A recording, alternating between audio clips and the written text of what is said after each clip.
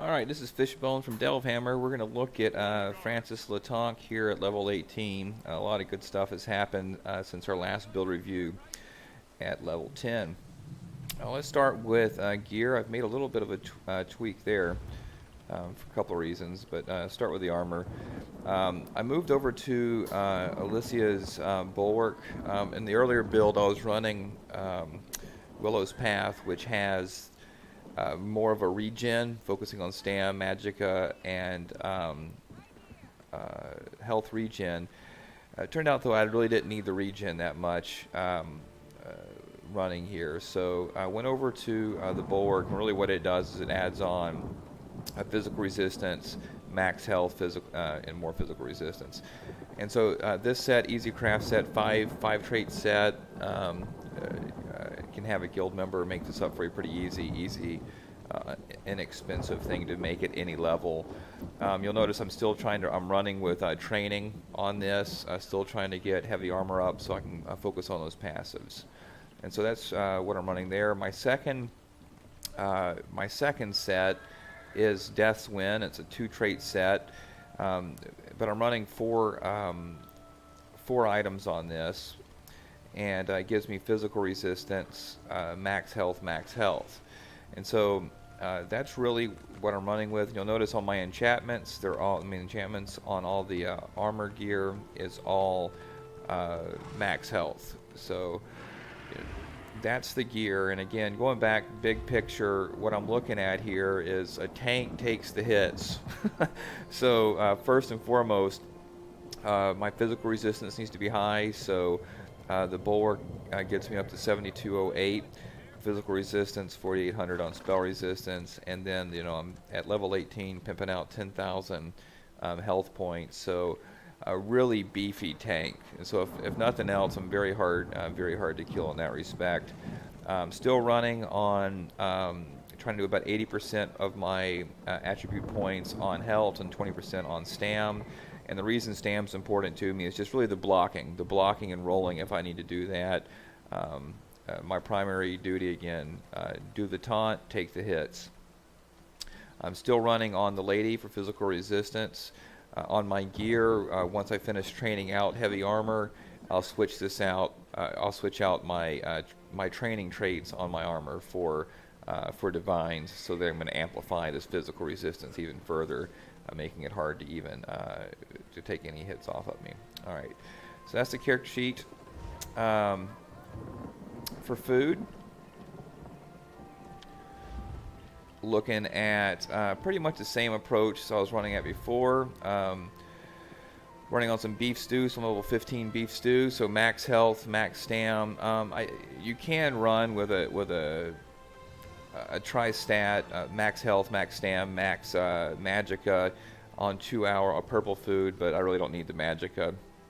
The only thing I'm using that for is for my self heal. So that's my food, and then slotted you can run with health is going to be my primary. It's going to be my primary potion in game, and stam followed after that. So that's the food. Looking at my bar, let's take a look at some skills. So a neat thing happened between level 10. Oh, that's not where my skills are. Between level 10 and level 18. At level 15, I picked up a second bar. So let's run through the primary bar. Only one thing's really changed here. My buff is moved over my buff is now from the heavy armor. And so you see this one, it does a major resolve and major ward. So it increases when I activate this thing. It adds on 1,400 points of resistance. So if I just execute this now, actually we'll do it before and after. So if you look at the character sheet, 4,800, 7,200 on my spell and physical resistance. So when I drop this thing, I got the bubble around me here, and then you look at, I'm up to 6,200 spell resistance and 8,600 physical resistance at level 18. That is beefcake. So good luck doing any damage to me, even if I'm not paying attention. All right. So back to the bar. That was a major change between level 10 on this primer on my front bar. Was that buff? I was using I was using the buff defensive posture from the sword and board, which is pretty good. And frankly, if I had more, if I had more slots, I'd put it in here because the damage I can block. There is some passive success associated with this, but this one was just looking at spell projectile and bouncing that back. So wasn't really nothing compared to the immovable buff. Ransack again, my primary my primary button. This is my taunt. I have oh, where'd it go? I have since morphed this. So on this one, the additional piece here was I get it fractures, which means it reduces the physical resistance of the targets when I taunt them, makes them harder, makes them easier for my DPS to boil through, and it also gives me minor resolve, which increases my physical resistance on top of what my buff was already doing. So again, you know, I get up there sometimes up to 12,000 physical resistance, which allows me to stand in the fray for a really long time. In my X slot, this is my secondary tenderizer here.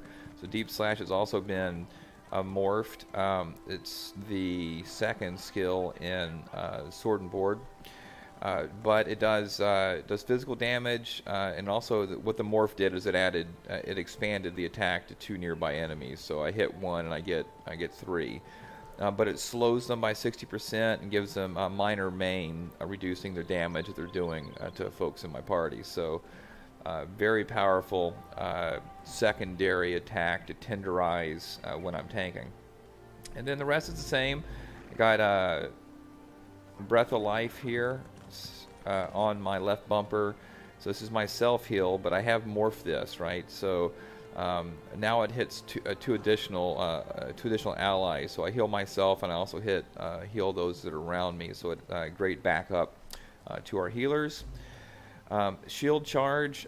This allows me to fly in to battle. So from a pretty far distance, from about 22 meters, which is the range, I can target an enemy, hit my right bumper, fly into the battle. So now I've just separated myself from the rest of my crew, which gives me some time to taunt them, to taunt the enemies, and put some room between me and the rest of the group. And then still running on Restoring Light, Practice Incarnation morphed. And the morph here was it went from a duration of 4 seconds to 6 seconds.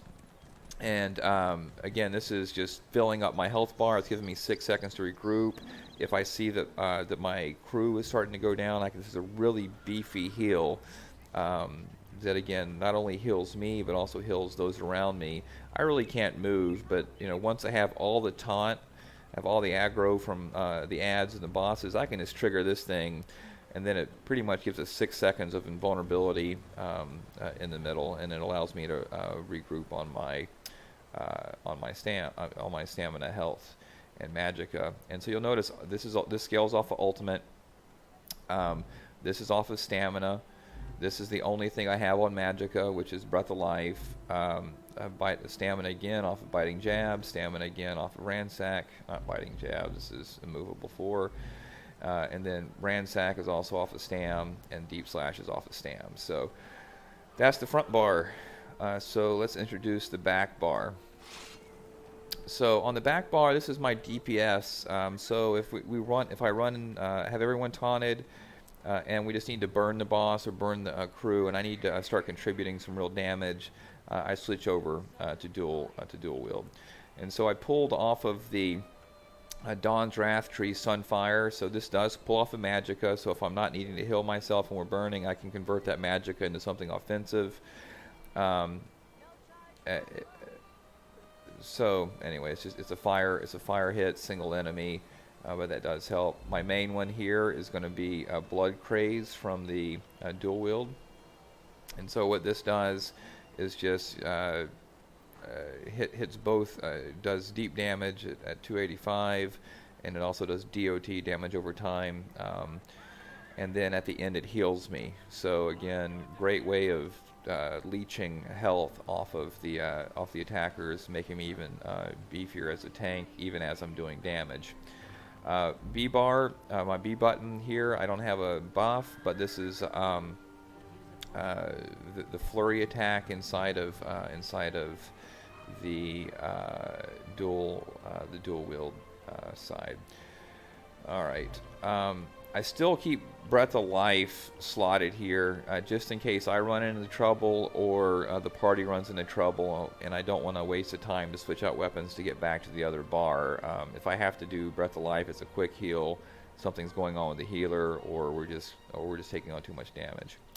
And then, of course, you can't play a Templar doing DPS without the Adric Spear biting jab. So this is just a really great way to spam the crap out of the right bumper to do a lot of damage in mobs. And so it not only hits the enemy in front of you, but it hits all of the enemies in front of you in a cone. So really good, pretty low cost, $8.74 per bump, and it does a ton of damage. And then for my ultimate on the DPS bar, we're looking at Nova. And so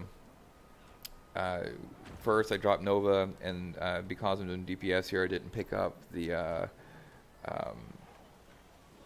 whatever the other thing is. But anyway, my allies can pick up Supernova, doing another 1,000 damage. So we have 3 Templars and Delve Hammers, so we can have 3 Novas dropped on mobs, which just wipes them out, and then we all just pick up each other's Supernova shards there with a YB bump, and there's nothing left.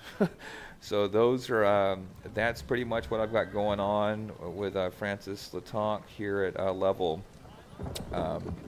18. You know, I'm pretty happy to where I'm at. You know, I'm going to focus some more.